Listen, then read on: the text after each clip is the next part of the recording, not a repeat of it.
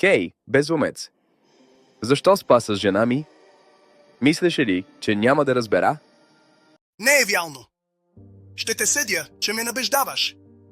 Ти знаеш ли кой съм аз? Жена ми сама ми се похвали. А последния път ти сложихме скрита камера. Добре, чакай, ще се разберем. Знаем, че крадеш много пари. Този клип не трябва да излиза пред обществото. Добре, ще ти давам по 1000 лева на месец, само не пускай клипа. На онзи от близкото село, Чука, му даваш 1000 евро на месец, за да мълчи. Ще ми даваш 5000 лева на месец, ще ми купиш джип, Мерцедес и ще платиш кръщенето. Иначе клипът излиза. Добре, съгласен съм, но само докато съм на пост. После искам да ме оставиш. Не трябва обществото да ме вижда гол, защото военните ще ме прибелят да ме изследват. Договорихме се.